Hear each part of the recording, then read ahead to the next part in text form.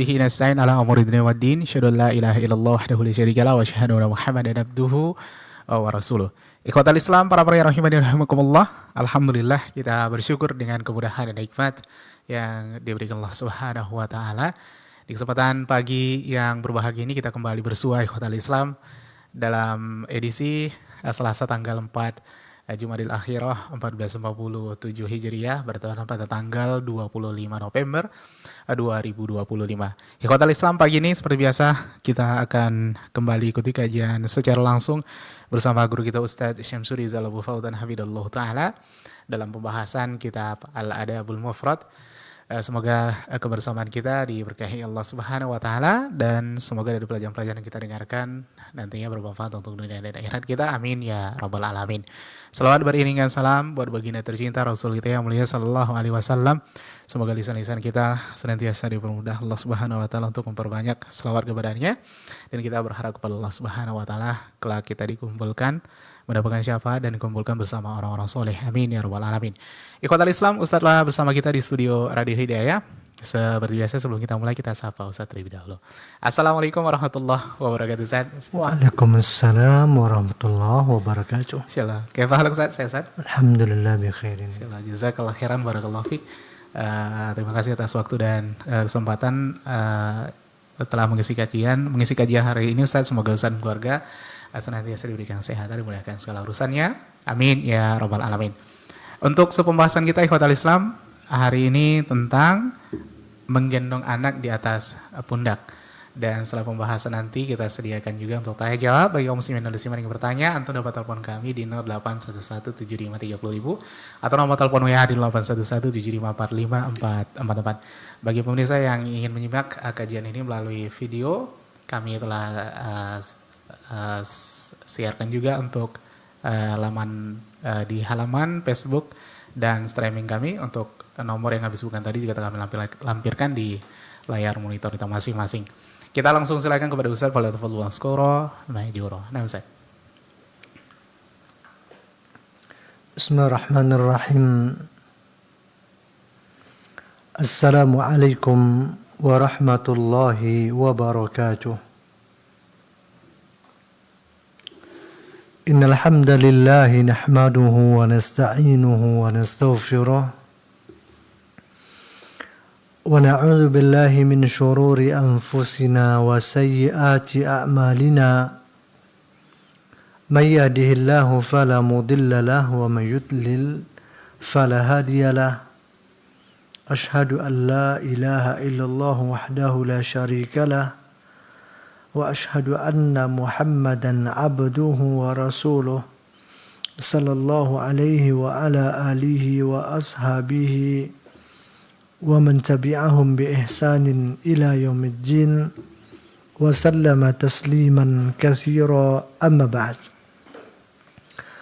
يا أيها الذين آمنوا اتقوا الله حق تقاته ولا تموتن إلا وأنتم مسلمون. Ikhwani wa akhwati fi din, para pendengar dan para pemirsa Hidayah 103,4 FM rahimani wa rahimakumullah. Alhamdulillah wa syukurillah, kembali kita bersua di pagi menjelang siang yang berbahagia ini berkat rahmat dan karunia serta taufik dari Allah Subhanahu wa taala. Semoga kebersamaan kita dirahmati dan diridai oleh Allah Subhanahu wa taala, karena tidaklah kita bersama beberapa saat ke depan kecuali untuk melakukan apa yang diperintahkan dan yang dicintai oleh Allah Subhanahu wa taala. Dialah tawasau bil haqqi wa tawasau bis sabr.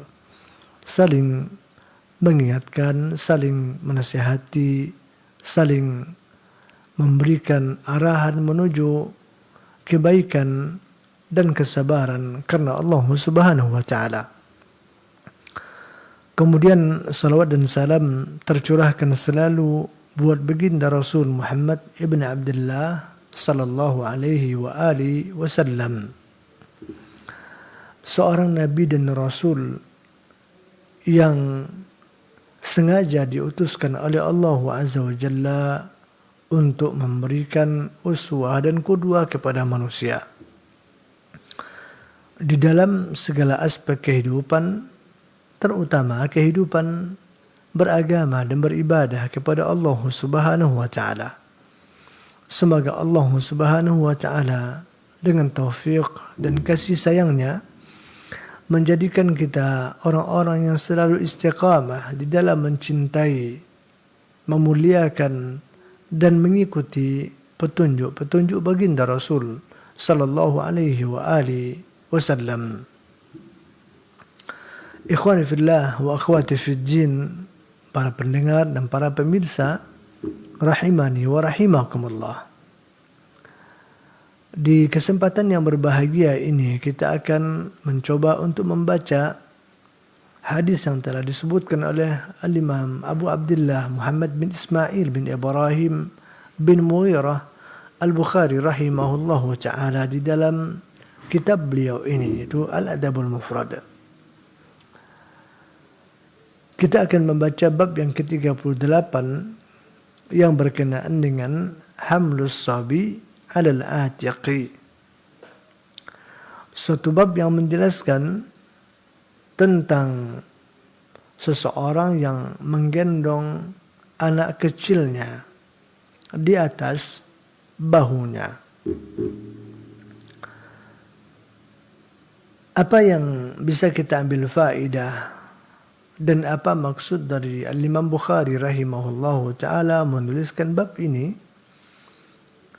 Sebelum kita mencoba untuk beristifadah, maka kita akan bacakan satu hadis yang diturunkan oleh Al-Imam rahimahullahu ta'ala di dalam bab ini, yaitu hadis yang diriwayatkan dari jalan Barra ibn Azib radhiyallahu ta'ala anhu, yang mana beliau menuturkan, Ra'aitu an-nabiyya sallallahu alaihi wa alihi wasallam wal Hasan salawatullahi alaihi ala atiqihi wa huwa yaqul Allahumma inni uhibbuhu fa ahbabhu. Kata Barra ibn Azib radhiyallahu ta'ala anhu, saya pernah melihat baginda Nabi sallallahu alaihi wa alihi wasallam di mana pada waktu itu Hasan, cucu beliau, Hasan ibn Ali ibn Abi Talib radhiyallahu ta'ala anhum, sedang berada di atas pundak beliau sallallahu alaihi wa alihi wasallam, digendong oleh baginda Rasul dan diletakkan Hasan ini di atas pundak beliau alaihi salatu wassalam. Nah, dikala itu Rasulullah sallallahu alaihi wa alihi wasallam juga berucap. Apa yang diucapkan oleh Rasul sallallahu alaihi wa alihi wasallam, dan ini juga merupakan doa baginda Rasul sallallahu alaihi wa alihi wasallam untuk Hasan tersebut.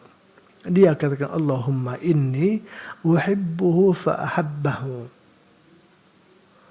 Ya Allah, sesungguhnya aku amatlah mencintainya. Maka oleh kerana itu, cintai pula lah ia ya Allah.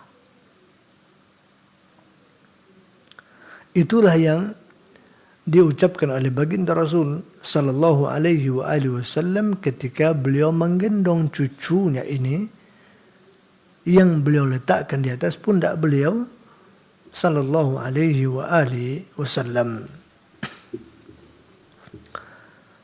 Dari hadis yang mulia ini ada beberapa pelajaran yang bisa kita ambil.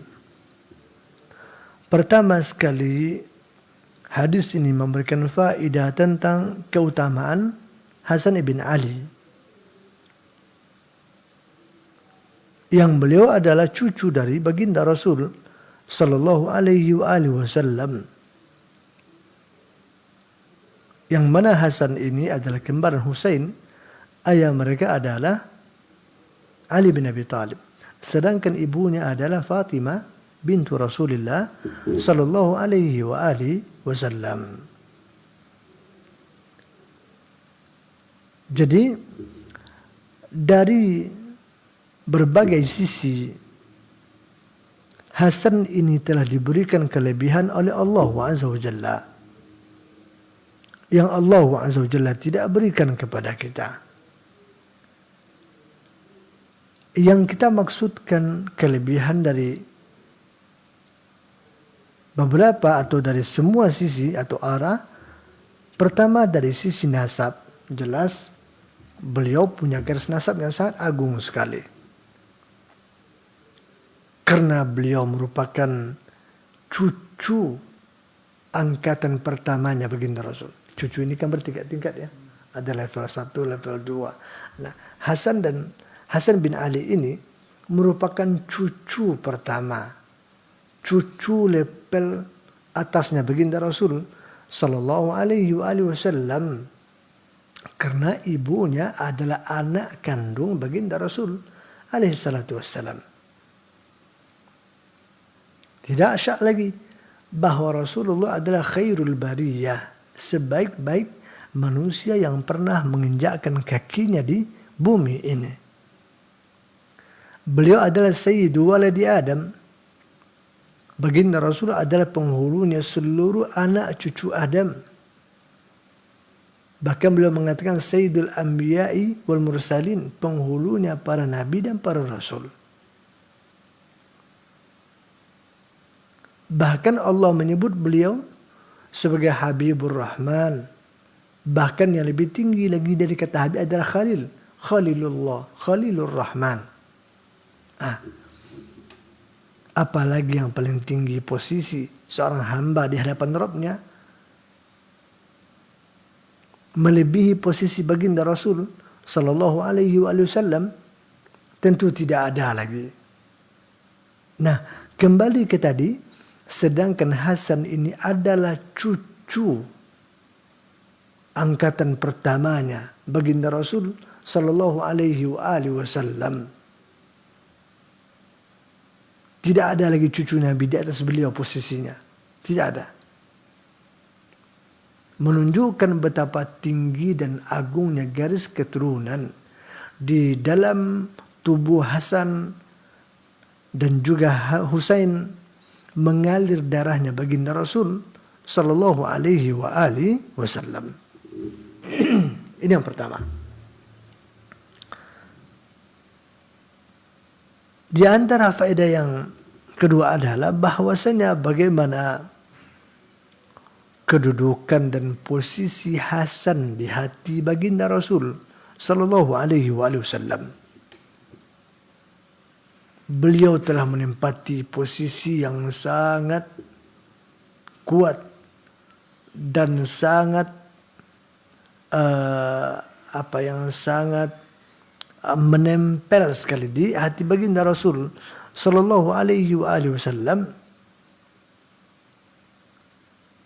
sehingga beliau telah mendapatkan kecintaan dari baginda Rasul sallallahu alaihi wasallam, dan itu jelas tampak oleh kita baik dari bagaimana cara berinteraksinya Rasul bersama beliau, bagaimana Nabi bermuamalah dengannya, diletakkan, digendong, diletakkan di atas bahunya. Bahkan bahwa itu merupakan bukti cintanya baginda Rasul sallallahu alaihi wasallam, sayangnya beliau kepada Hasan, beliau persaksikan pula kepada Allah Azza wa Jalla. Sehingga Nabi katakan di saat itu juga, Allahumma inni uhibbuh. Ya Allah, sesungguhnya aku sangat cinta sekali, sangat mencintai sekali cucuku ini ya Allah. Kemudian Nabi lanjutkan, fa'hibba, maka cintai pula lah dia ya Allah subhanahu wa ta'ala. Subhanallah, coba perhatikan. Nabi adalah orang yang doanya paling ijabah, paling mustajab. Doa itulah yang diberikan oleh baginda Rasul kepada Hasan. Dan yang dimintakan oleh Rasul untuk Hasan adalah agar Allah Azza wa Jalla mencintai beliau radhiyallahu taala anhu. Ini menunjukkan fadlun ala fadlin, keutamaan di atas keutamaan. Menunjukkan betapa tingginya kedudukan Hasan, betapa besarnya kemuliaan yang telah Allah berikan kepadanya, sehingga ia telah menempati di dalam hati baginda Rasul. Beliau telah menjadi orang yang mendapatkan kesempatan bermain, bercanda, berkasih sayang dengan Rasul, dan juga mendapatkan doa yang luar biasa dari baginda Rasul yang beliau munajatkan langsung kepada Allah Subhanahu wa taala. Ini yang pertama. Kemudian di antara faedah yang lain adalah bahwasanya mencintai zuriat Rasulullah sallallahu alaihi wasallam adalah minal qurabat, termasuk ibadah dan amal saleh seorang hamba kepada Allah Subhanahu wa taala. Jadi di antara kewajiban kita selaku seorang muslim terhadap zuriat Rasulullah sallallahu alaihi wasallam adalah mencintai mereka. Kita wajib mencintai mereka, menyayangi mereka, menghormati mereka, memuliakan mereka. Dan itu sebagai bentuk taqarrub kita kepada Allah Subhanahu wa taala. Kenapa demikian? Kalaulah baginda Rasul saja begitu mencintainya, bukan hanya beliau mencintainya sebagai seorang kakek yang mencintai cucunya, bukan hanya itu. Akan tetapi ketika seorang Nabi dan Rasul Allah mencintai sesuatu, menunjukkan bahwa mencintai sesuatu itu merupakan kemestian bagi umat-umatnya. Ketika baginda Rasul mencintai cucunya, mencintai anak keturunannya, maka merupakan kemestian dan kewajiban bagi setiap muslim dan muslimah untuk mencintai, menghormati, memuliakan para zuriat Rasulullah sallallahu alaihi wasallam. Itu tidak dapat dipungkiri, tidak dapat diragukan.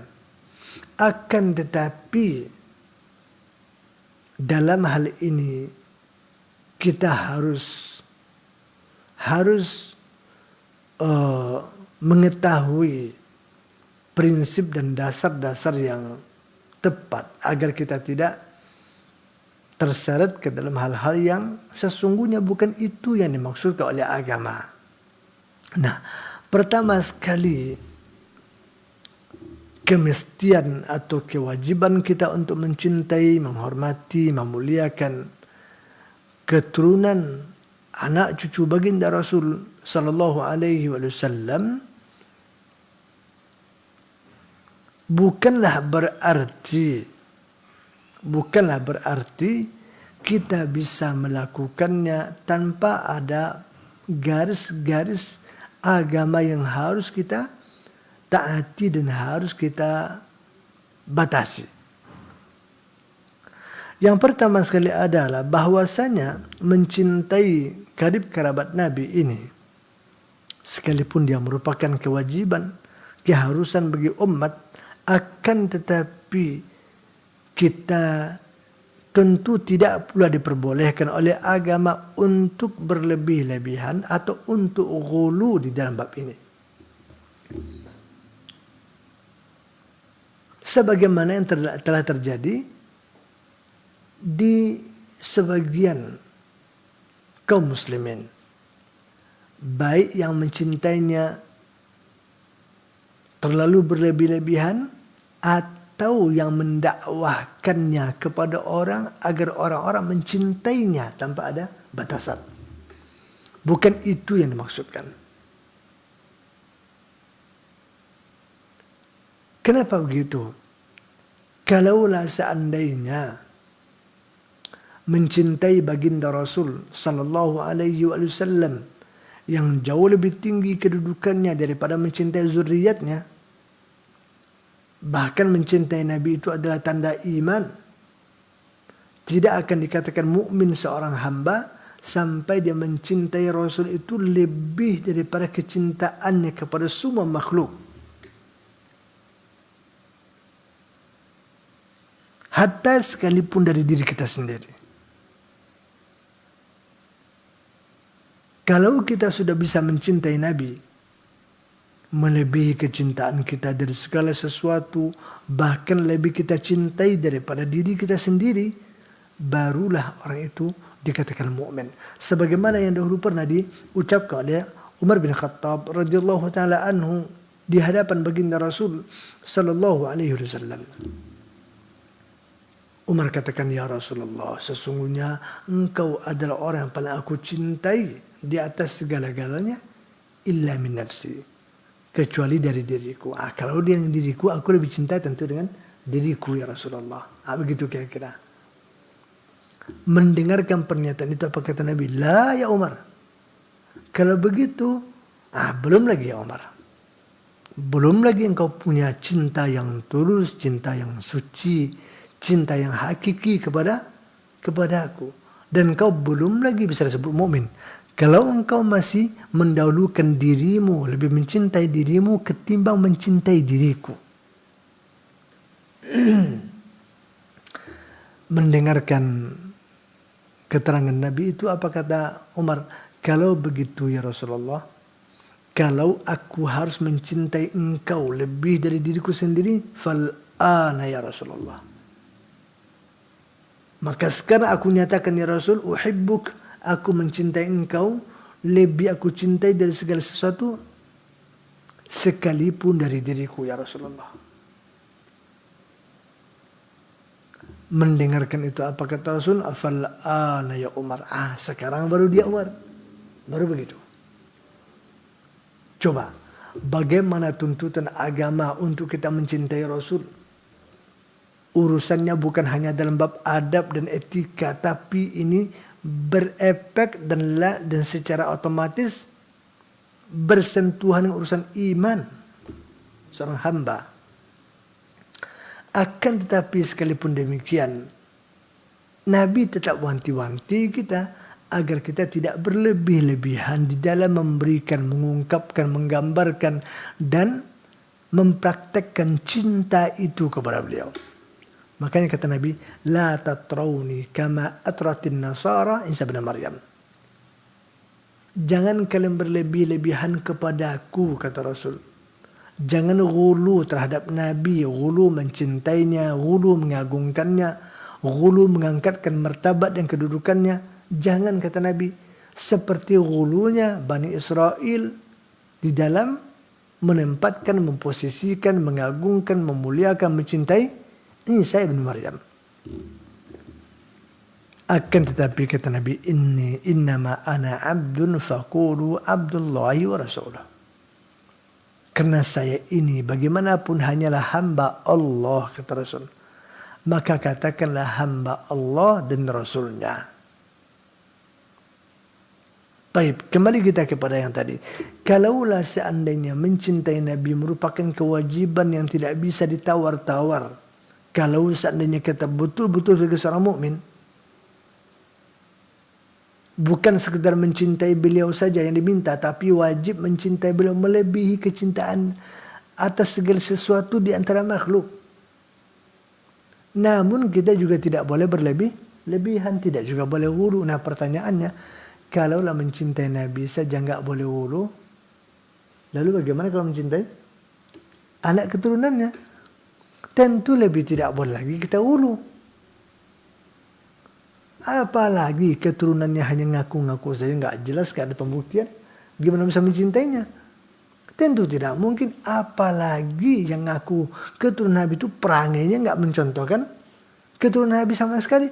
Terus gimana kita mau mencintainya? Tidak mungkin. Maka jangan pula kita sampai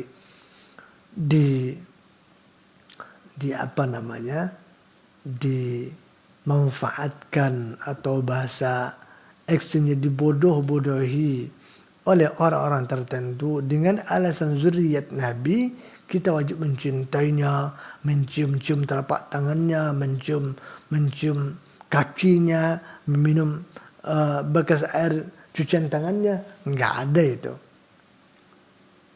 Bukan itu yang disuruh. Kalau seandainya betul-betul yang bersangkutan adalah zuriat Nabi, bukan itu yang diminta dari kita. Bukan itu yang diminta dari kita.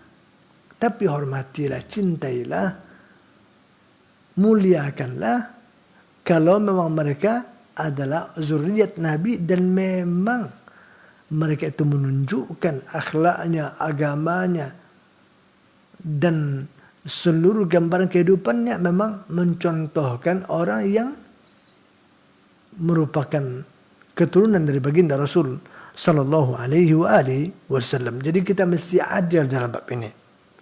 Jadi jangan berlebihan. Baik. Rasulullah sallallahu alaihi wasallam pernah bersabda berkenaan dengan sikap ghulu ini. Di dalam hadis sahih yang diriwayatkan oleh Imam Ahmad, Imam Ibnu Majah dan yang lainnya, Rasul mengatakan, "Ya ayyuhan nas, wahai sekalian manusia, iyyakum wal ghulu fid din." Hendaknya kalian berhati-hati dan mawas diri menjauhi sifat ghulu dalam agama. Kenapa? Fa innama ahlaka man kana qablakum al-ghulu fid din. Karena yang telah membinasakan dan yang telah mencelakai orang-orang sebelum kalian adalah sifat ghulu mereka di dalam urusan agama.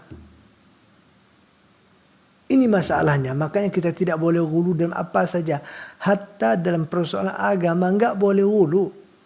Karena ghulu itu bukanlah wasilah yang akan menghantarkan kepada kesempurnaan dan kepada sikap yang lebih maksimal dalam agama, tapi itulah yang akan menyebabkan kita binasa,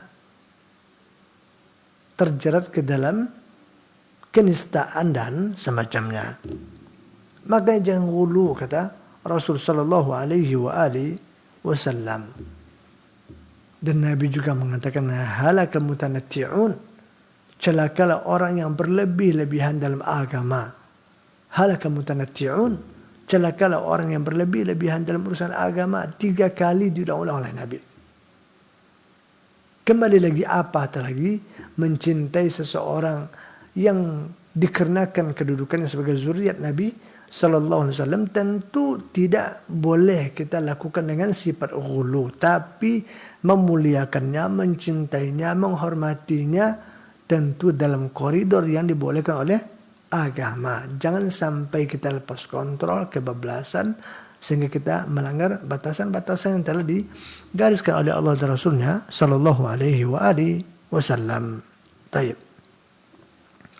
Kemudian di antara faedah berikutnya adalah bagaimana tawadhu'nya Rasulullah sallallahu alaihi wasallam. Dan itu terlihat dari cara muamalah beliau dengan anak-anak. Sekalipun hadis ini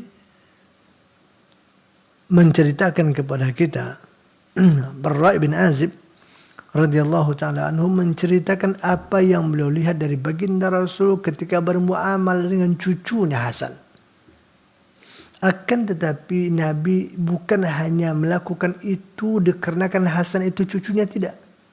Tapi Nabi juga memperlakukan hal yang serupa terhadap anak-anak kecil dari anak-anak kaum muslimin yang beliau temui, yang beliau cintai. Beliau mengusapnya, beliau menciumnya. Terkadang beliau juga menggendongnya.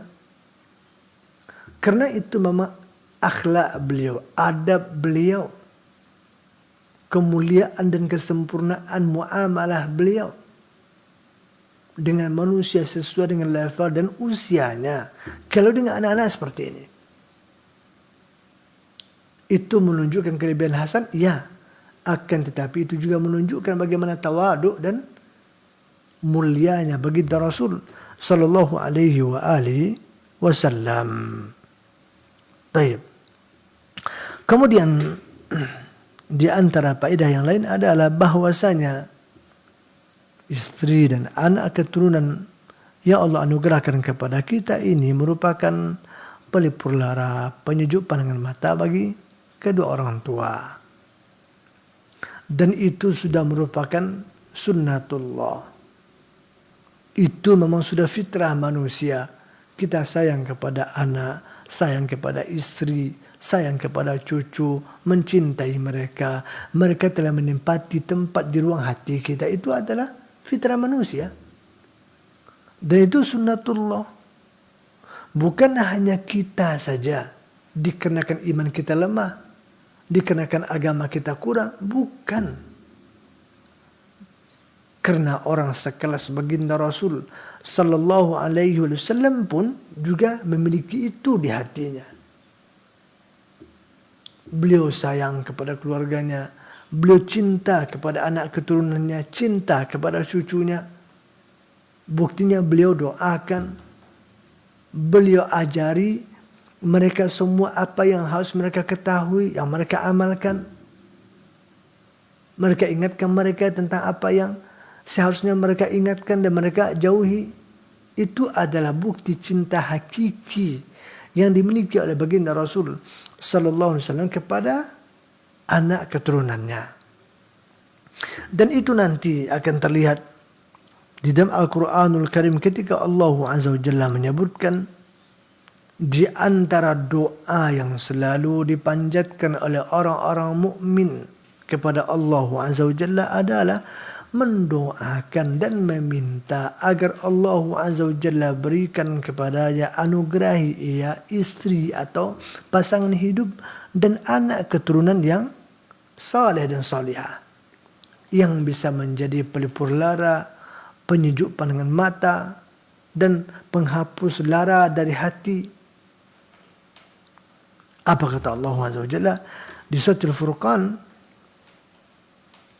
ketika Nabi menyebutkan doanya orang-orang saleh kepada Allah Azza wa Jalla? Mereka mengatakan, Rabbana hablana min azwajina wa zurriyatina qurrata a'yun waj'alna lil muttaqina imama. Wahai Rabb kami, anugerahkanlah kepada kami pasangan hidup, istri bagi suami atau suami bagi para istri. Wa zurriyatina, begitu pula anak keturunan kami, anak cucu kami, qurrata a'yun, yang dapat menjadi penyejuk pandangan mata, pelipur lara dari hati kami, dan jadikanlah kami ikutan bagi orang-orang yang bertakwa. Itulah doa dan permintaan orang-orang yang saleh, seorang mukmin kepada Allah Subhanahu wa taala. Karena memang tidak bisa dipungkiri bahwa keberadaan anak-anak kita, cucu kita, istri atau suami kita adalah bagian dari kebahagiaan hidup, bagian dari ketentraman dunia. Dan itu memang sudah merupakan fitrah dan sunnatullah bagi setiap manusia. Akan tetapi yang perlu kita ingat, seperti yang kita sebutkan pada bab yang sebelumnya, di mana anak itu bisa menjadi penyebab orang tuanya bakhil, orang tuanya pengecut, orang tuanya penakut, dan semacamnya. Jangan pula sampai cinta dan sayang kita kepada anak-anak istri menjadikan kita sebagai orang yang pengecut, orang yang bakhil, orang yang kikir dan semacamnya. Kalau sudah begini keadaannya, itu namanya orang yang terfitnah oleh anak dan istrinya. Cintailah mereka, sayangilah mereka, tempatkanlah mereka di dalam hati kita.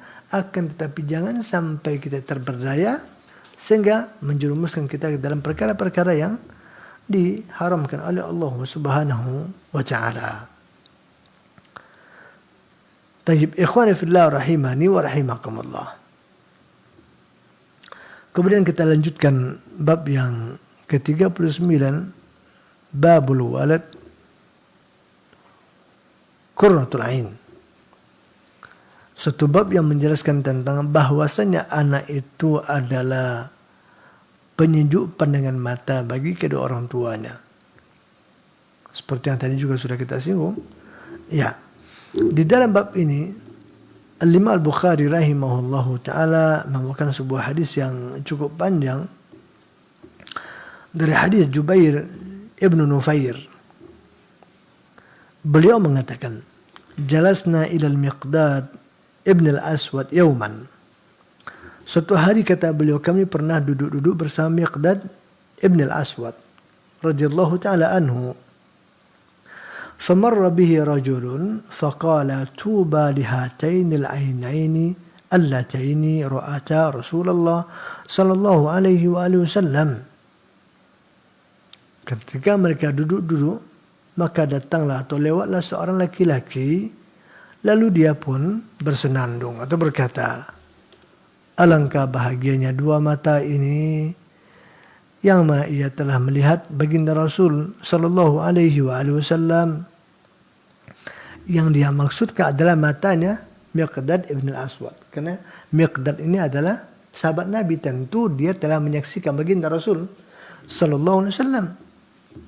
Jadi para tabi'in atau orang-orang yang datang belakangan yang tidak mendapat lagi kesempatan untuk melihat baginda Rasul, mereka pun cemburu hatinya dengan para sahabat.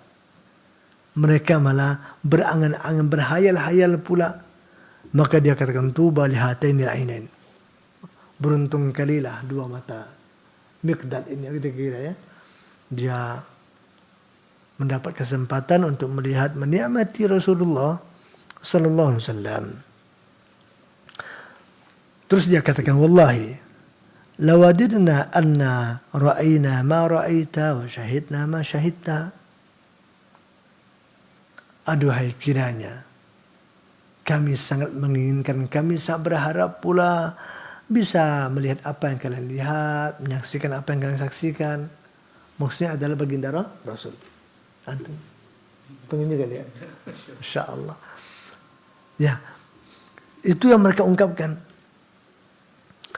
Kemudian fastughdiba faja'atu a'jaba ma qala illa khaira. Akan tetapi sekalipun ucapan itu membuat Miqdad itu marah, tidak setuju dengan ucapan itu, mungkin berlebih-lebihan juga lah ya, ungkapan begitu bersedia. Akan tapi ada satu hal yang menakjubkan katanya. Sekalipun dia marah, dia nggak suka ucapan itu, tapi dia tidak pula mengatakan kecuali yang baik-baik saja. Tidak pula marah berapi-api sehingga keluar kata-kata yang tidak layak misalkan ya. Summa aqbala alaihi faqala. Kemudian dia pun menghadap ke laki-laki itu. Menghadap, dia coba ngomong serius lah ya. Jadi ngomongin tidak sambil menoleh, nggak sambil ngomong, tapi menghadap betul kan. Ini tanda serius ya. Serius betul dia ngomong ya. Apa kata Miqdad kepadanya? Ma yahmilur rajulu ala ayyatamanna muhdaran ghayyabahu Allahu an. Apa yang mendorong orang itu untuk berangan-angan pula bisa hadir, bisa menyaksikan apa yang Allah telah sembunyikan atau Allah telah rahasiakan darinya. Tahu ini ya? Yang membuat kita nggak bisa lihat Nabi itu kan takdir Allah kan. Kan Allah memang hidupkan kita sekarang misalkan nih. Ya kan tuh kan sudah takdir Allah Ta'ala. Nah yang Allah takdir itu pasti itu yang terbaik pasti. Ya kan pasti yang terbaik. Lalu kenapa pula kita harus berangan-angan bertemu Nabi, hidup di zaman Nabi. Pengen pula ingin duduk dan menjalani hidup bersama Nabi. Kenapa pula itu? Kenapa sampai begitu pula? Oh kalau cinta Nabi, rindu Nabi, oke. Tapi enggak juga harus membuat kita harus berangan yang sedemikian rupa. Kenapa begitu nanti akan dijelaskan. Ya kan? Enggak pula sebegitu. Jangan sampai disesali. Ya Allah, kenapa saya tidak engkau takdirkan hidup di zaman Nabi? Saya bisa bersahabat dengan beliau. Mungkin tidak terjadi begitu. Mungkin aja ya ada orang begitu ya. Mungkin harapannya ya. Nah, Kata Miqdad, enggak pula perlu begitu. Apa yang mendorong orang untuk berkata begitu? Kami pengen juga menyaksikan apa yang kalian saksikan dulu itu Rasul. Kami juga pengen bersama dengan beliau seperti kalian dulu bersama dengan beliau. Begitu ya. Kenapa perlu begitu? Terus apa kata dia lagi? La yadri law syahidahu kaifa yakunu fi. Dia nggak sadar, dia nggak ngerti, dia nggak paham. Kalau seandainya angan-angannya itu nih, ini bahasa bebasnya, dikabulkan oleh Allah Azza wa Jalla, sehingga ia hidup di zaman Rasul, melihat Rasul, memangnya apa yang terjadi? Memangnya apa yang terjadi? Memangnya bagaimana dengan dia? Maksudnya nih, apa dia bisa pastikan kalau dia betul-betul akan jadi sahabat Nabi? Apa betul dia bisa jamin imannya akan lebih baik? Islamnya akan lebih sempurna? Bisa dia jamin? Kantum bisa jamin? Gak bisa ya? Nah, terus ngapain kita berangan-angan itu? Ya sudah terima saja apa yang ditakdirkan oleh Allah Azza wa Jalla. Allah takdirkan kita hidup di abad ini, itu yang terbaik. Gak usah berangan-angan pula sehingga kecewa. Wah, sehingga sampai ada orang mengatakan tidak mengakui kelebihan para sahabat itu dengan alasan apa? Wajar aja mereka begitu. Mau mereka sama Nabi kok. Saya juga bisa kok begitu kalau sama Nabi. Ya kan ya? Saya juga bisa kok ngaji terus. Nggak perlu kerja lagi kalau sama Nabi. Ada orang begitu kira-kira statementnya. Dia bayangkan dia akan lebih hebat mungkin daripada sahabat Nabi dulu kalau dia sempat hidup bersama Nabi. Wah. Apa kata Miqdad ibn Aswad? Beliau kembali melanjutkan.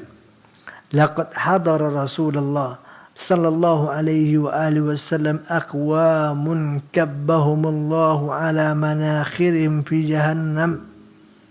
Berapa banyak orang-orang yang telah diberikan kesempatan oleh Allah Azza wa Jalla untuk hidup bersama Rasul sezaman dengan Nabi, menyaksikan Nabi, menyaksikan mukjizat Nabi, mendengarkan wahyu turun kepada Nabi, gitu ya. Tapi apa hasilnya? Justru itulah yang menyebabkan mereka diseret oleh Allah Azza wa Jalla dengan tertelungkup sampai hidungnya. Orang ditarik tertelungkup ya, hidungnya manakhirun. Kenapa? Lam yujibu wa lam yusaddiqu. Karena mereka malah enggak merespon, tidak mengabulkan, tidak menerima seruan Nabi dan tidak juga menjawab seruan Nabi. Betul enggak ada begitu? Abu Jahal zaman siapa dia hidup? Abu Lahab? Siapa kan? Nah. Ubay bin Salul dengan siapa? Coba bayangkan, bahkan dari Bani Hanifah itu siapa? Musailamah Kadzdzab. Malah ngaku pula dia jadi nabi lagi. Coba bayangkan, subhanallah. Artinya tidak pula akan dijamin orang yang hidup di zaman Nabi, semasa dengan Nabi, bertemu dengan Nabi akan jadi orang hebat pula dalam agama. Betul nggak?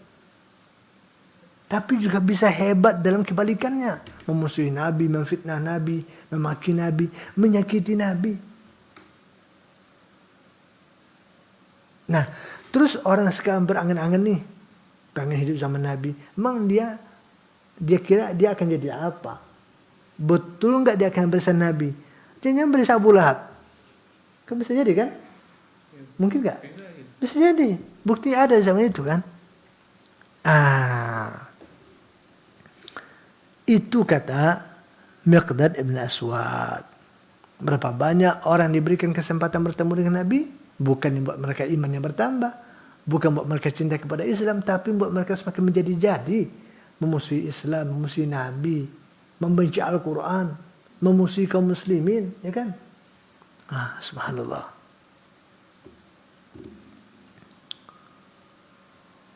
Awala tahmadun Allah Azza wa Jalla إذ أخرجكم لا تعرفون إلا ربكم. Kenapa kalian enggak bersyukur sajalah kepada Allah ketika Allah Azza wa Jalla lahirkan kalian di masa di mana kalian tidak lagi mengetahui apa-apa kecuali Rabb kalian. Artinya Sekarang kita lebih merdeka untuk beriman. Ya kan? Lebih bebas kita untuk memperlihatkan keislaman, mengamalkan Islam kita kalau dibandingkan zaman Nabi. Zaman Nabi dipenggal, dibunuh, ya kan? Kita gimana sekarang? Aman-aman saja kan? Damai senang mau ngapain? Orang mau jengkrak-jengkrak juga ada yang ganggu kok, ya kan? Subhanallah. Mestinya kita syukuri ini. Nah, manfaatkanlah masa-masa aman ini untuk banyak belajar, kenali Nabi, pelajari sunnahnya, pahami Al-Quran seperti yang dia pahami, amalkan. Itu yang harus kita planningkan, bukan berangan-angan kayak gitu pula, ya kan? Bisa dong kayak gitu. Itu ngapain kata Miqdad? Kalau sempat dua mata engkau itu punya kesempatan seperti dua mata saya, melihat Nabi, itu kira ya. Belum tentu juga engkau akan jadi seorang Muslim, ya kan? Belum tentu, nggak ada jaminan. Hidup di zaman Rasul bertemu Nabi itu nggak jaminan untuk orang itu pasti Muslim, mukmin sejati, enggak.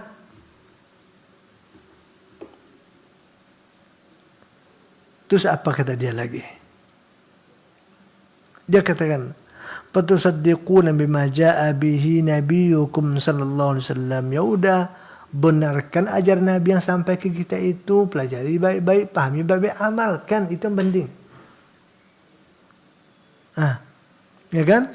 Qad kufitumul bala bi ghairikum. Allah telah bebaskan kita dari ujian, dari intimidasi, tekanan orang-orang di luar kita. Kan ya nggak ada kita dibunuh karena baca Quran kan?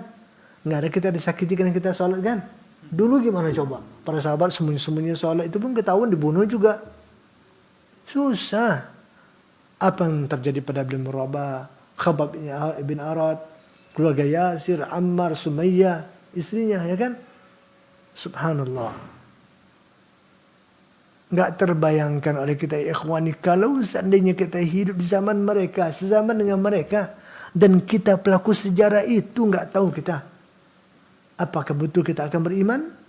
Jangan-jangan kita adalah musuh-musuh baginda Rasul Sallallahu Alaihi Wasallam. Maka jangan berangan-angan itu. Yang sudah berlalu, biarkan dia berlalu. Yang penting sekarang adalah bagaimana kita bisa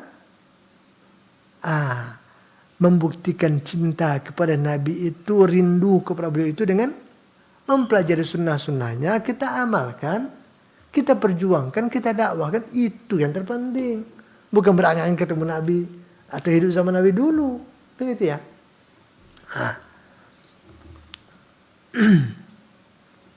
Terus kata Miqdad lagi, wallahi laqad bu'isa an-nabiyyu sallallahu alaihi wasallam ala ashaddi halin bu'isa 'alaiha nabiyyun qad.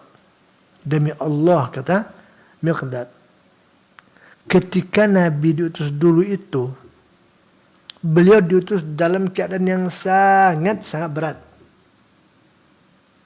Tidak ada zaman seberat itu yang pernah dilewati oleh para nabi dan para rasul sebelum beliau. Sebanyak para nabi dan para rasul diutus oleh Allah Azza wa Jalla, yang paling berat masanya, yang paling berat ujian itu adalah masanya Rasulullah sallallahu alaihi wa alihi wasallam.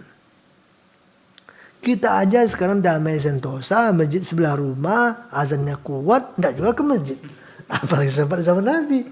Ke masjid susah, masjidnya jauh, masjidnya tradisional gitu ya. Musuh-musuh banyak, kita intervensi, kita sakiti, betul enggak? Itu karena juga masjid ya. Sekarang aja nggak ada apa-apa, jarang juga ngaji, jarang juga hadir majelis taklim, nggak ada masalah, nggak ada kesibukan, nggak ada kecemasan, nggak ada ketakutan, nggak ada intervensi. Terus akan mungkin kalau dia ini hidup sama Nabi, dia akan rajin ngaji? Mungkin ya? Belum tentu saya. Belum tentu. Maka bukan berangan-angan itu yang paling penting bagi kita. Justru yakinilah, pahamilah, Allah lahirkan kita di sini. Memang inilah zaman yang cocok untuk kita, yang bisa untuk kita, yang relevan buat kita. Orang seperti kita ini mentalnya nggak bisa hidup zaman Nabi itu, ya kan ya? Nggak hidup zaman itu, nggak bisa. Dipanah, dipancung, disakiti, diseret-seret, dimaki, dijadikan main-mainan, tarik tambang dan semacamnya. Nggak akan sanggup kita. Maka jangan berangan-angan itu, kata mereka. Syukuri apa yang Allah berikan Manfaatkan kesempatan itu yang ada untuk membuktikan cinta dan sayang kepada Rasul. Itu caranya.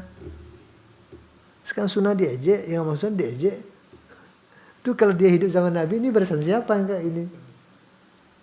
Yang ejek sunnah Nabi dulu siapa? Orang munafikin kan? Orang kafirin. Orang munafikin. Allah musta'an. Kemudian kata beliau, beliau itu diutus pada zaman fatrah. Fi fatratin wa jahiliyatin. Di zaman fatrah itu nggak ada wahyu turun, nggak ada nabi lagi. Zaman transisi bahasa sekarang kali ya. Zaman kekosongan. Sehingga zaman itu zaman jahiliyah yang telah dibaluri oleh kebodohan demi kebodohan. Tidak ada seorang pun yang bisa muncul memberikan jalan menuju kebenaran dan keselamatan, nggak ada. Coba bayangkan. Sudah gelap gulita semuanya. Zaman itu. Ma yaruna anna dinan afdalu min ibadatil awsan. Yang mana waktu itu manusia tidak melihat agama yang paling baik kecuali menyembah berhala. Itulah agama mereka. Sampai di Ka'bah pun dijadikan tempat berhala kan. Coba bayangkan. Tempat Latta, tempat Uzza, tempat Manat, tempat Salwa. Dan semacamnya. Faja'a bifurqanin farraqa bihi bainal haqqi wal batil. Lalu Allah Azza wa Jalla datangkan Rasulnya dengan membawa Al-Furqan, itu Al-Quran, yang membedakan antara yang hak dengan yang batil. Itulah tugas Nabi diutus oleh Allah Azza wa Jalla dengan Al-Quran, dengan mukjizat-mukjizat yang lain untuk membedakan yang hak dengan yang batil. Syahr Ramadan allazi unzila fil Quran hudan linnasi wa bayyinatin minal huda wal furqan. Wa farraqa bihi bainal waladi wal waladi. Yang dipisahkan oleh Al-Quran itu bukan hanya hak yang batil, tapi dipisahkan antara orang tua dan anak. Kenapa? Bisa jadi orang tuanya muslim, anaknya nggak muslim, itu terpisah kan? Betul nggak? Muslim dan kafir itu kan tidak bisa saling mendoakan, tidak bisa saling mewarisi, tidak boleh saling menikahi, putus hubungan nasab, berbeda agama kan? Nah terpisah. Berapa banyak sahabat-sahabat Nabi juga harus berpisah dengan keluarganya. Mereka hijrah dari Mekah ke Madinah. Meninggalkan apa? Meninggalkan kampung halaman, meninggalkan harta kekayaan, meninggalkan keluarga. Kenapa? Demi menyelamatkan iman dan Islam mereka. Subhanallah. Ya kan? Bisa dipahami kira-kira? Sehingga kata beliau, hatta in kana ar-rajulu la yara walidahu aw waladahu aw akhahu kafira. Sehingga di waktu itu ada orang yang melihat ayahnya atau anaknya atau saudaranya kafir. Mungkin sekarang ini ada ya di zaman kita, seperti pertanyaan yang kemarin-kemarin juga dilontarkan ya. Nah, coba bayangkan. Alhamdulillah di hari ini, di abad ini, di zaman ini, betapa banyak kaum muslimin yang sudah terbebaskan dari pemandangan yang sangat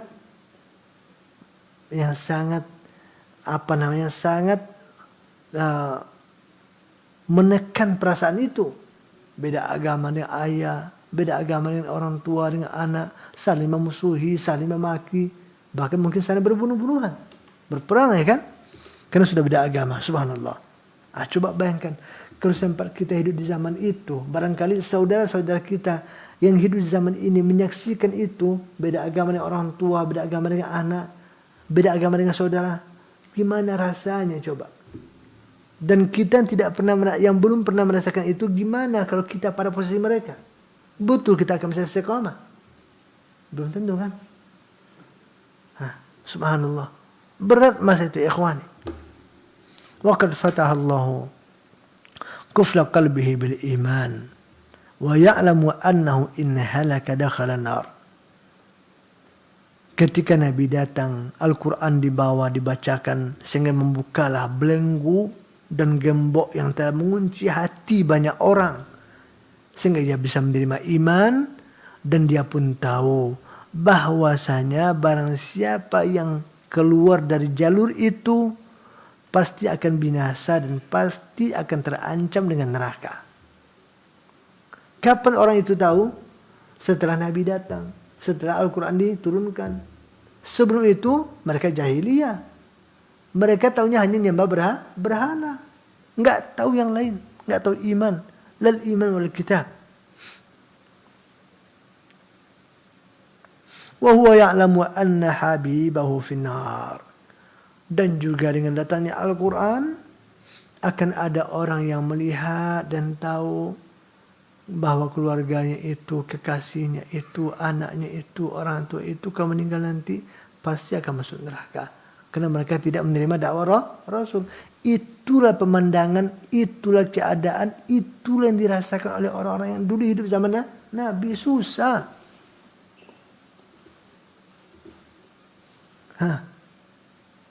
Maka oleh karena itu kata Miqdad, ngapa pula kalian berangan-angan itu? Toh bukan seperti seindah yang kalian bayangkan. Mungkin kali inilah pada barisan nanti akan berada pada barisan yang sangat disayangkan karena memusuhi Nabi, ya kan, menyakiti Nabi, memusuhi sahabat-sahabat Nabi dan semacamnya.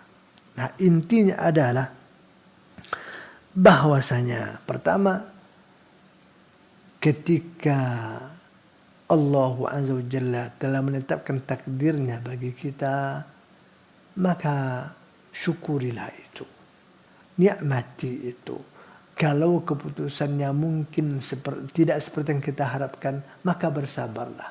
Berharaplah kepada Allah. Berdoalah kepadanya. Berikhtiarlah semaksimal mungkin.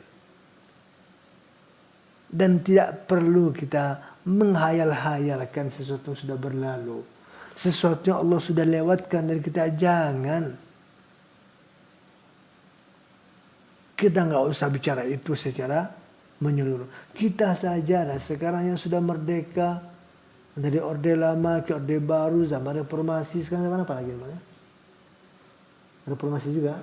Nah, coba tuh pengen pula kita berangan-angan hidup zaman penjajah, coba. Ya kan ya? Nggak mungkin. Nah, ketahuilah bahwa bagaimana dahsyatnya zaman Nabi jauh lebih berat daripada zaman yang dialami oleh orang-orang di zaman kita. Maka oleh karena itu tidak usah berangan-angan itu. Rindu iya, cinta iya. Siapa yang tidak akan cinta dengan Nabi, yang tidak akan rindu bertemu dengannya? Tapi caranya bukan dengan cara menghayal-hayal tadi. Dengan cara apa? Lakukan, jalannya ada di zaman ini. Momennya tepat. Kita berada di zaman yang aman. Maksimalkan, pelajari ajaran Nabi. Terima dengan hati yang lapang. Amalkan sesuai kemampuan. Kalau nggak mampu, akui kita nggak mampu, jangan tolak kebenaran. Sekarang banyak orang menolak kebenaran gara-gara dia nggak mampu. Akhirnya dicari-carilah dalil untuk penghalalan dan pembenaran. Ini masalahnya. Sekali lagi, kalau orang punya karakter begini, sekarang aja di zaman aman begini, gimana jadinya kalau dia sempat hidup di zaman Rasul? Jadi bukan itu cara yang baik. Jangan pula kita katakan bukti kita cinta Nabi, kita pengen hidup zaman dia. Belum tahu. Kita sudah katakan tadi. Abu Lahab sampai turun ayat kepadanya. Tabbat yada Abi Lahab wa tab. Padahal dia termasuk orang diberi kesempatan oleh Nabi untuk Allah untuk hidup zaman Nabi, bertemu dengan Nabi, berinteraksi dengan Nabi. Tapi apa? Hasilnya tabbat, celakalah Abu Lahab. Terkutuklah dia. Dia dan istrinya. Wa imra'atu hammalatal hatab. Kenapa enggak kerja istrinya? Ini kan bawa kayu bakar ya. Ngompor-ngompori. Apa? Menghasut namanya. Menghasut. Apa lagi? Menghasut kan ya? Menghasut orang, mengipas-ngipas, dikipas terus biar nanti terjadi kebakaran api yang besar. Itu kerja istri dia. Berarti kita juga akan punya potensi seperti itu kalau misalnya kita hidup zaman itu, kan gitu ya. Maka bukan itu cara tepat. Cara tepat adalah memanfaatkan yang ada, situasi yang ada, nikmat yang ada untuk semakin meningkatkan iman dan takwa kita agar kita bisa bertemu dengan Rasul bermula dari telaga beliau nanti sebelum kita masuk ke surga Allah Subhanahu wa taala. Itu yang tepat. Baik. Terus apa hubungan judul bab ini dengan hadis ini? Adalah pada ayat yang terakhir yang mengatakan walladzina yaquluna rabbana hab lana min azwajina wa dzurriyyatina qurrata ayun waj'alna lil muttaqina imama. Bahwasanya anak dan istri itu adalah nikmat Allah. Dialah yang menjadi penyejuk pandangan mata dan pelipur di hati orang tua. Akan tetapi ingat, anak istri itu baru menjadi penyejuk pandangan mata kalau mereka soleh dan soleha. Mereka itu cinta ketaatan. Mereka itu semangat melakukan ketaatan. Tapi kalau dia toleh, itu bukan penyakit pandangan mata. Bikin penyakit jiwa. Bikin sakit jantung kan. Bisa mempercepat kematian kita kan. Betul nggak? Kalau mereka malah perangainya, ya baik istri, begitu juga anak-anak. Jadi tugas kita adalah memperbaiki keadaan yang ada, kita benahi yang ada, kita benahi diri, agama kita, iman kita, amal soleh kita didik anak istri kita. InsyaAllah ta'ala itu yang paling efektif dan itu yang semestinya kita pikirkan sekarang agar kita bisa bertemu dengan Nabi, bukan yang kita berangan-angan seperti yang dibantah oleh Miqdad Ibn Aswad radhiyallahu ta'ala anhu tadi. Wallahu ta'ala alam sawab. Barangkali ini yang bisa saya sampaikan. Sebelum saya akhiri, barangkali ada satu pertanyaan, dipersilakan. Wallahu ta'ala alam bisawab. Baik, barakallahu fiik, jazakallahu khairan atas materi atau dua pembahasan dari pelajaran telah kita dengarkan dari hadis-hadis yang telah disampaikan oleh Ustadz. Semoga sedikit banyak menambah hasanah ilmu kepada kita dan tentunya Ikhwatal Islam rahimakumullah, sunnah-sunnah yang dapat kita amalkan dari ilmu yang telah disampaikan. Semoga Allah mudahkan.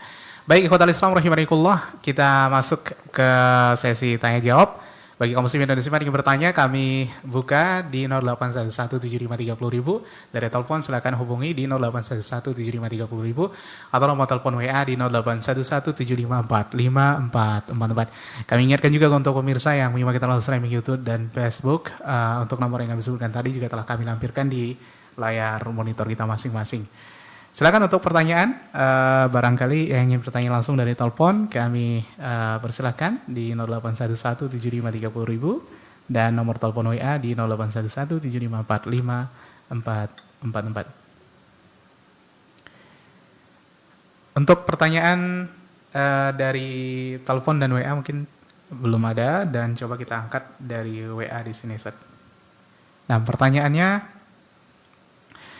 Ustadz, apa hukumnya di luar tema nih, Ustaz? Ustadz, apa hukumnya mensolatkan jenazah 2 kali di masjid yang berbeda, Ustadz? Jika kita mengikuti kedua-duanya, apakah kita akan mendapatkan pahala 4 qiraat atau double, Ustadz? Jazakallah khairan. Baik. Jazakallah khairan jazak kepada yang bertanya. Pertama sekali bahwa secara asal salat jenazah itu hanya disyariatkan 1 kali saja. 1 kali saja. Akan tetapi boleh berulang bila mana memang ada situasi dan kondisi yang menuntut kita untuk melakukan itu. Kalau tidak ada yang menuntut untuk diulang atau untuk berbilang, maka hukum asalnya adalah 1 kali saja. Baik. Apa kira-kira kondisi yang menuntut salat jenazah itu mesti dilakukan secara berbilang? Ada beberapa keadaan. Pertama sekali bisa jadi karena tempatnya yang terbatas. Kan? Misalkan tempatnya kecil, orangnya ramai. Dan orang-orang ingin ikut menyolatkan semuanya. Nah, maka untuk terlaksananya fardu kifayah ini dan setiap orang yang ingin punya kesempatan untuk menyolatkan, tentu tidak ada pilihan kecuali dilakukan dengan cara berbilang. Grup pertama nanti ini gelombang pertama separuh, sisanya nanti belakangan lagi. Berapa kali diulang? Tergantung kebutuhannya. Selesai 2 kali itu selesai ya sudah. Mungkin bisa 3 kali, 4 kali dan semacamnya. Nah, ini berarti dilakukan berbilang itu hanya karena ada tuntutan keadaan yang meminta harus itu dilakukan. Ini satu ya kan. Yang kedua barangkali bisa jadi orang ini dia terlambat. Setelah dia datang, sholatnya sudah selesai. Ya kan? Nah, tempat cukup, tapi dia terlambat. Ya kan ya? Maka boleh nggak dia sholatkan lagi? Sementara tadi sudah disolatkan, jawabannya boleh. Ini boleh dimanapun nanti, ya kan, dan kapanpun itu, selagi masih dalam koridor yang wajar, ya. Yang saya katakan dimanapun itu nanti, karena belum tentu dia ketemu di masjid atau di rumah si mayit. Bisa jadi dia itu ketemunya di mana? Di kuburan. Itu masih diperbolehkan. Maka tidak heran kalau sana, dan tidak ada yang aneh kalau sana nanti ada orang yang salatkan jenazah di kuburannya. Mungkin bagi orang terlambat setelah dimakamkan. Dan itu juga pernah terjadi di zaman Nabi.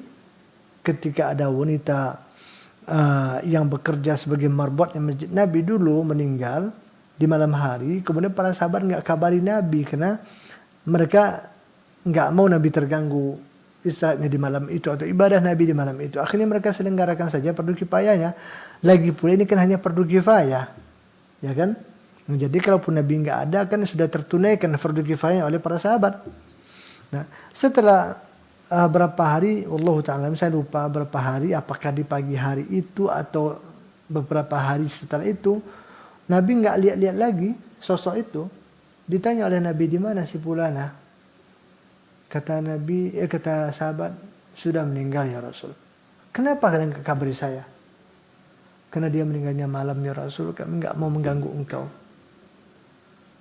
Tunjukkan kepada aku, kata Allah, di mana kuburnya, di mana makamnya. Ditunjukkanlah kepada Nabi. Nabi datang ke sana, lalu Nabi salatkan jenazahnya di kuburan itu. Menunjukkan 2 hal. Pertama, bolehnya berbilang atau berulangnya salat jenazah. Yang kedua, boleh menyolatkan jenazah sekalipun setelah dimakamkan. Yang ketiga, boleh kapan saja dan di mana saja. Ya kan? Selagi masih dalam koridor yang wajar. Kata di mana saja itu kan tadi kan sudah ke kuburan kan? Tidak ada masjid lagi. Ya. Kemudian kapan saja di mana? Kan sudah berlalu beberapa waktu. Tapi saya katakan selagi itu masih dalam koridor yang wajar. Jangan nanti tahun depan pula kan? Itu enggak, itu sudah enggak wajar lagi ya. Nah itu kan. Nah, atau bisa jadi salat itu berulang karena si mayit ini meninggalnya di tempat yang jauh. Kita hanya mendapatkan berita.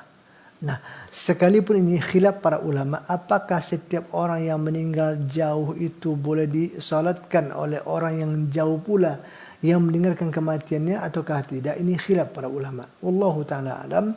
Kalau kita lihat bagaimana istidlalnya para ulama di dalam bab ini, maka saya lebih cenderung kepada pendapat yang mengatakan bahwa salat yang sekarang kita sebut salat ghaib ya. Salat ghaib itu hanya untuk seorang muslim yang meninggal di tempat yang non muslim sehingga diperkirakan, kalau tidak bisa dipastikan, mungkin diperkirakan mayitnya tidak akan diselenggarakan secara islami. Nah, maka untuk orang seperti itulah salat ghaib itu disyariatkan. Adapun orang yang meninggal di tengah-tengah komunitas kaum muslimin telah diselenggarakan secara islami dan kita tahu itu, maka tidak lagi disunahkan bagi orang-orang lain yang mendengarkan kematiannya dan tidak bisa menghadiri pemakamannya untuk menyolatkan dengan salat ghaib itu. Kenapa begitu? Ceritanya atau detailnya, alasan para ulama ini adalah Satu, karena tidak ada kejadian salat ghaib ini diberitakan kepada kita dari baginda Rasul kecuali sekali saja. Kapan itu? Ketika meninggalnya Najasyi radhiyallahu taala anhu. Najasyi adalah seorang raja di Ethiopia ya, di Habasyah, yang beliau telah masuk Islam sebelum meninggal, akan tetapi tidak sempat bertemu dengan Nabi. Dan beliau sudah wafat, sementara masyarakatnya, warganya itu beragama Nasara. Sebagai mungkin agama Majusi. Nah, ketika berita itu sampai kepada Nabi, sementara dia walaupun non-muslim, tapi dia adalah seorang yang adil, orang yang bijak, yang datang meminta aswaka ke negerinya, sekalipun beda agama, dia pasti akan lindungi. Makanya hijrah pertama kaum muslimin adalah ke negeri Habasyah itu, ke Ethiopia. Akan tapi qadarullah dia meninggal setelah muslim, tapi tidak sempat bertemu Nabi, dan dia juga tidak diselenggarakan secara islami karena memang masyarakatnya beragamakan Nasrani. Maka disolatkan oleh Nabi.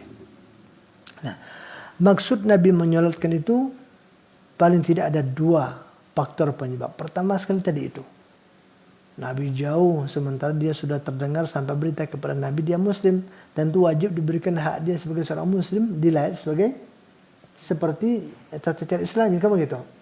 Nah, sementara dia meninggal di negara yang beragama Nasrani, tentu beda. Maka disolatkan oleh Nabi itu. Ya kan? Yang kedua adalah sebagai takrir, penetapan dari Nabi. Pengukuhan dari Nabi, pengesahan dari Nabi kalau memang Najasyi itu wafat dalam keadaan muslim. Karena kalau seandainya Nabi tidak salat ghaib kan, mungkin bahkan bisa dipastikan pasti akan kontroversial sampai sekarang.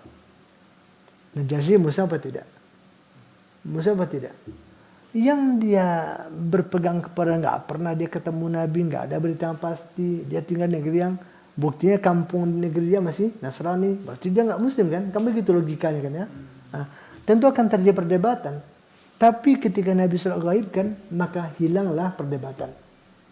Berarti pasti dia sudah muslim. Antum masih ragu lagi? Kenapa?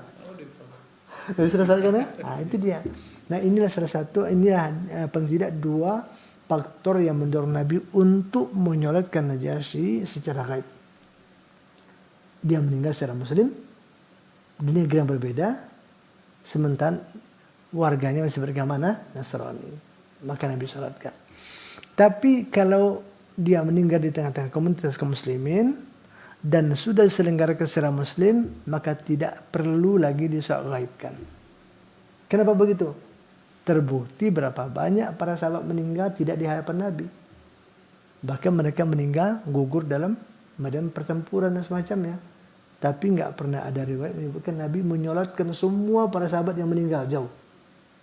Nggak ada.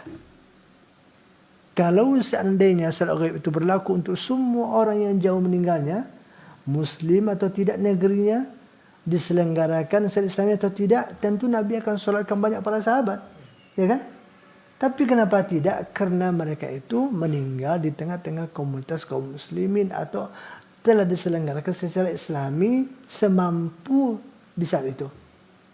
Beda kasus dengan Najasyi. Beliau muslim tapi meninggal di tengah-tengah Nasrani, tentu tidak akan dimakamkan secara, diselenggarakan secara Islami. Nah, itulah dia. Kita panjang kita berpatroli ya. Tadi apa pertanyaannya? Jadi tadi boleh nggak 2 kali? Ya, boleh. Jadi ini pas salat ghaib pula kita panjang ya. Jadi itu di antara faktor-faktor. Kalau tidak ada faktor yang menuntut salat jenazah itu dilakukan secara berulang, maka dia tetap sekali saja. Karena kalau diulang nanti takut jatuh ke dalam sikap berlebih-lebihan. Kan? Yang Nabi katakan halaka mutanatti'un, celaka orang yang berlebih-lebihan. Yang kedua nanti bisa menyebabkan kita tidak akan bisa memenuhi syariat lain yang dituntut. Apa itu? Untuk menyegerakan jenazah. Nabi kata asri'u bi janazatin, segerakan jenazah itu kata Nabi. Wa in taku khairan fa khairun tada'unahu ala wa in kana khairun fa khairun tuqaddimunahu ilaih. Karena kalau seandainya dia soleh, berarti kalian telah menyegerakan kebaikan untuknya. Dia akan segera dapat nikmat kubur nanti kan. Wa in kana syarran fa syarrun tada'unaha an riqabikum atau kama qala sallallahu alaihi wasallam. Tapi kalau dia seorang yang jahat, biar keburukan itu cepat segera lepas dari pundak-pundak kalian. Bisa pahami? Ya kan? Kalau dia orang soleh, biar segera dia mendapatkan balasan kesolehannya. Kalau dia orang buruk, biar dia cepat pergi dari kita, terlepas dari tanggungan kita. Nah, kalau nanti sampai boleh berulang kali, nanti baru jalan, datang lagi orang, jarang lagi orang, datang ini, tidak diterima, ini pejabat pula, nanti ini orang kaya pula, ini sanak dia pula. Nanti bisa berhari-hari nggak dikubur-kubur kan? Ada nggak kemungkinan begitu? Hah? Ada kemungkinan kan? Sehingga nanti gimana caranya mengamalkan asri'u bi janazatin tadi, segerakan jenazah. Maka karena itulah secara asal kita katakan hanya sekali saja, tapi adakah boleh berbilang dengan situasi kondisi yang menuntut seperti yang tadi saya sebutkan. Moga-moga bisa dipahami.